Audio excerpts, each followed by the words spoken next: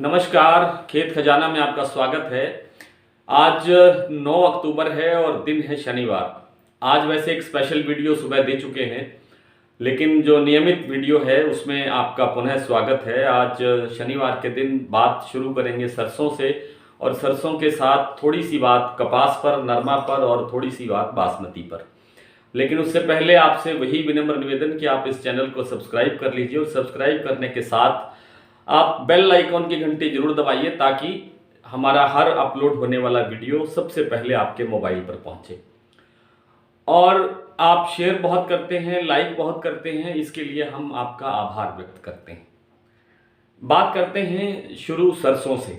जैसा कि सुबह के वीडियो में मैंने बताया था कि सरकार ने आज एक आदेश जारी करके सारे राज्यों से ये कहा है कि आप अपनी इच्छा से, आप अपने तरफ से नियम बना करके आप तेल तिलहन के ऊपर आप स्टॉक लिमिट लगा सकते हैं। एक तरह से तो ये स्टॉक लिमिट लग ही गई है, क्योंकि अब कोई भी सरकार अपने राज्य के स्टॉक करने वाले मिलर से, व्यापारी से, डीलर से, स्टॉकिस्ट से, व्यापारी से, किसी से भी जिसका भी तेल तिलहन से नाता वास्ता है, उससे कभी भी जाकर के किसी तरह का रिकॉर्ड पूछ सकती है और उसको जानकारी देनी होगी। बल्कि ये अब दबाव ज़्यादा बनाया जाएगा कि हर मिलर, हर स्टॉकिस्ट अपने स्टॉक के बारे में जो सेंट्रल गवर्नमेंट का पोर्टल है उस पर उसको रजिस्टर करे और उसको हर हफ्ते घोषित करे कि इस वक्त इतना स्टॉक फलां तेल तिलहन का है। कुछ लोग ये पूछते हैं कि ये केवल सरसों पर लागू होगा या कुछ सोयाबीन पर भी लागू होगा। सरकार ने जो शब्द प्रयोग किया है वो है तेल तिलहन। तेल तिलहन के अंदर जितने भी खाद्य तेल हैं वे आते हैं, और जिनसे खाद्य तेल बनता है वे जिनसे आती है। अब क्या होगा सरसों के बाजार पर, क्या होगा सर, ये मैं पहले सुबह बता चुका हूं कि सरसों किसी दबाव में नहीं आएगी, क्योंकि फंडामेंटल की दृष्टि से सरसों की बड़ी भारी कमी है। ज़्यादा से ज़्यादा 10 से 12 लाख टन का माल अब किसानों के पास होना चाहिए, इससे ज़्यादा कि कहीं कोई गुंजाइश नहीं है। फसल आने में अभी 5 महीने का टाइम बाकी है। मार्च से पहले फसल नहीं आ सकती। कुछ लोग फरवरी मानते हैं, लेकिन फरवरी में इसलिए नहीं आ सकती क्योंकि अभी तक बिजाई ठीक से शुरू नहीं हुई है। बिजाई में विलंब हो रहा है, और बिजाई में विलंब होने के कारण मार्च से पहले फसल आने की संभावना नहीं है। तो जब तक फसल नहीं आती तब तक सरसों का कोई विकल्प, सरसों का कोई किसी तरह का हमारे पास कोई उपलब्धता नहीं है। इसलिए सरसों किसी दबाव में नहीं आएगी। ये पूरा एक महीना पड़ा है त्योहारों का, और त्योहारों में सबसे ज़्यादा सरसों तेल की खपत होती है। सरसों तेल की, इसके बाद भी आगे सर्दी का सीजन आ रहा है, उसमें भी सरसों तेल की खपत होती है। इसकी ज़रूरत रहेगी। हालांकि विकल्प है, सोया तेल का विकल्प है और दूसरे मूंगफली तेल का विकल्प है, लेकिन सर्वाधिक जो खपत होती है वो सरसों तेल की होती है। और सबसे ज़्यादा खपत हमारे यहाँ पश्चिम बंगाल में होती है। तो वैसे सारे भारत में ही होती है, लेकिन सर्वाधिक पश्चिम बंगाल में बताई जाती है। उत्पादन की दृष्टि से सबसे पहले नंबर पर राजस्थान है सरसों के लिए, और सरसों राजस्थान में अब बहुत ही कम है। बहुत कम किसानों के पास सरसों बची है। ऐसे किसानों के पास सरसों बची हुई है जो सरसों को, अगर उन्हें ऐसा लगता है कि भाव डाउन जाएगा तो वे 1 साल के लिए भी रोक सकते हैं, 2 साल के लिए भी रोक सकते हैं, अच्छे भाव के इंतजार में। इसलिए सरसों डाउन नहीं जाएगी। आज सुबह ही जैसे भरतपुर का भाव खुला तो 50 रुपये, 52 रुपये तेजी के साथ खुला है। तो सारी मंडियों में ही आज भाव 50 रुपये से लेकर के 100 रुपये तक तेज है। लेकिन कुछ लोग ये अफवाहें डाल रहे हैं जी सरसों डाउन जाएगी, सरसों डाउन जाएगी। मुझे नहीं लगता है कि सरसों आने वाले दिनों में कोई किसी स्थिति को कोई डाउन जाने की कोई पोजीशन बनती है। थोड़ा बहुत उतार चढ़ाव चलेगा बाजार को चलाने के लिए, लेकिन सरसों कोई वापसी 7,000 की तरफ चली जाए ऐसा संभव लगता नहीं है। सरसों की बात के साथ अब बात करते हैं नरमा की। तो देखिए, नरमा के अंदर जो पहले दिन से बात चल रही है, नरमा की जो ओवरऑल जो उत्पादन है, पूरे देश का जो उत्पादन है, उसमें कटौती देखी जा रही है। इस पर एक स्पेशल वीडियो आपको कल देंगे, नरमा के ऊपर, कॉटन के ऊपर।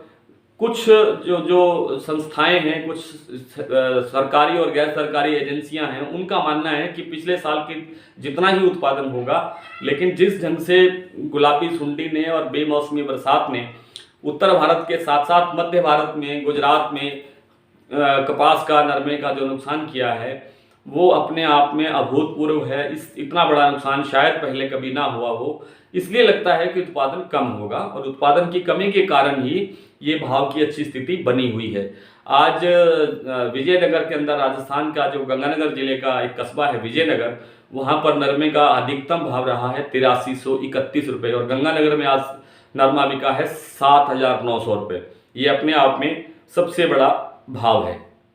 बासमती की बात करें तो बासमती जैसे 2-3 दिन से मंदा चल रहा था, 100 रुपये 50 रुपये डाउन चल रहा था, आज 30 40 50 रुपये से लेकर के 125 रुपये तक की तेजी है बासमती की। जो एक वैरायटी आ रही है 1509, हालांकि कुछ एक आध मंडी में 1121 भी आया है और वो नया आया है और उसके भाव भी 3500 रुपये या 3300 रुपये के आसपास खुल रहे हैं, जो कि संकेत करता है कि बासमती में आगे मंदी की संभावना नहीं है। आइए कुछ भाव देख लेते हैं मंडियों के। सबसे पहले सरसों के भाव। भरतपुर में आज सरसों का भाव रहा है 8202 रुपये, जयपुर में भाव खुला है 8550 रुपये, कोटा में 7676 रुपये, बारामंडी में 7777 रुपये, दादरी में 7750 रुपये और गंगापुर सिटी में 8240 रुपये, अलवर में 8250 रुपये, ऐलनाबाद में 7625 रुपये, आदमपुर में 7776 रुपये, नागौर मंडी में 8202 रुपये, सिरसा में 7560 रुपये, गंगानगर में 7711 रुपये,